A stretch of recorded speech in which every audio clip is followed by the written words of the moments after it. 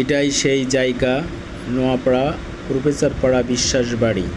এক সময় এখানে ছিল এক বিরাট পুকুর, চারপাশে সবুজের সমারোহ, বাঁশবাগান আর বিভিন্ন ফলের গাছের ছায়া। গ্রামের মানুষজনের গল্পগুজব, শিশুরা খেলাধুলা আর পুকুরে মাছ ধরার আনন্দ ভরে থাকত এই স্থান। কালের আবর্তে সেই পুকুর আজ আর নেই, মাটি ভরাট হয়েছে, দাঁড়িয়ে আছে উঁচু উঁচু বিল্ডিং, 4 তলা, 3 তলা, আরও অনেক ভবন।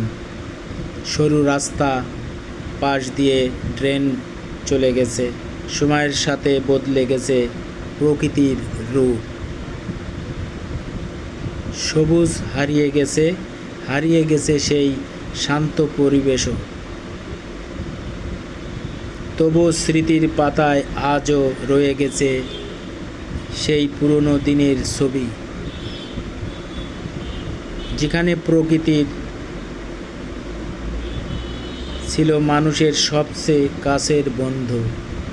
আজ দাঁড়িয়ে আছে আধুনিক ভবনের মাঝেও কানে বাজে পুকুরের জলের কলকল ধ্বনি আর পাখিদের ডাক, যা হয়তো আজ সবই স্মৃতির পাতায় রয়ে গেছে। আর কখনো ফিরে পাবো না সেই দিনের সব গল্প কথা। আসুন আমরা স্মৃতিকে বাঁচিয়ে রাখি আর যতটুক পারি প্রকৃতি কাছে সেটাকে রক্ষা করি। আজ হয়তো অনেক বড় বড় বিল্ডিং হয়ে গেছে, সেখানে আজ কিছুই নাই। স্মৃতির পাতায় সব রয়ে গেছে।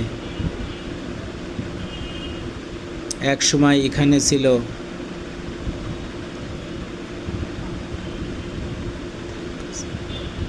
ধান গাছের জমি, সেখানে আজ হয়ে গেছে অনেক উঁচু উঁচু ভবন।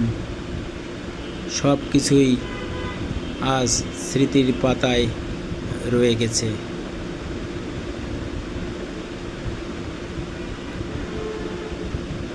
তুলে ধরার চেষ্টা করলাম আজ এই ভিডিওতে। আপনাদের কেমন লাগলো লাইক, কমেন্ট, শেয়ার করে জানাবেন।